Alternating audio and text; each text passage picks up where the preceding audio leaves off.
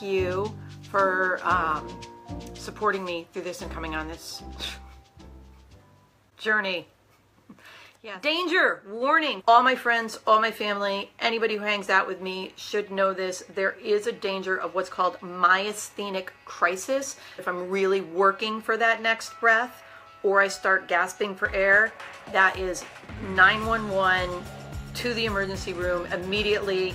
Don't do, let's wait and see, is this really an emergency? He's like, don't do it. Don't do it. It's life-threatening. Go. No, I'm fine, really. Don't believe me. Make sure I get some treatment.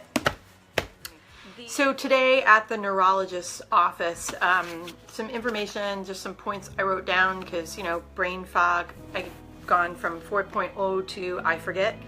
So we're still very much on track for sussing out a myasthenia gravis diagnosis. There are a couple different tests that can be done aside from lab work, serology, blood work. They can do like electric nerve stimulation, but they really need a completely fatigued muscle, and it's got to be a body muscle to actually do that in office. The other thing that can be done, nobody really does it anymore because it has a high risk for a life-threatening event. Like you basically have to have a revival kit. It's got to be done in a hospital. He said the last time he did it was like 10 years ago. They don't really do it anymore because it's such a high risk. I would have to have like the lid practically closed before they would do something that extreme. But the ptosis was noticeable. So we had a discussion. We talked about some of the symptoms that I've been having, my quality of life concerns, and then what are we going to do? The symptoms that I've been having may have been going on for longer than just when it became super obvious back in late March. And part of that is because I do have all the chronic pain and the generalized fatigue of fibromyalgia.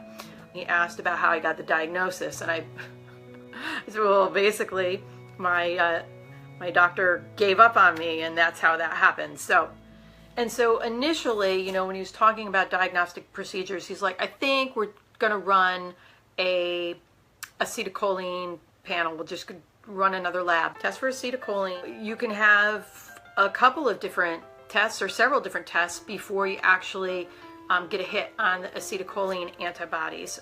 So I've already had this test done. I was negative for it. He wants to run it again. It's just, that's part of this process that I really wish would hurry up. And if it's negative, that's the impetus to, kind of push ahead for the anti-MuSK, testing for anti-MuSK, which is a variant of myasthenia gravis. I don't want it. Well, I don't want it at all, but if I have it, I don't want that kind because it's harder to treat. The medications are a lot worse. They're a lot more toxic. All the medications to treat this are toxic, but they're not good. If that's negative, then we have a conversation. That conversation may include things like how are your symptoms and what are they doing, and maybe we decide to start medication to see if it works, or we hold off and do it, wait and see, and hope for the best. So, no in-office testing today. No confirmed diagnosis today. He's also not interested in any of the twitching I've had. He doesn't care about any of those. He's like, look, you can have hemifacial spasm and you will live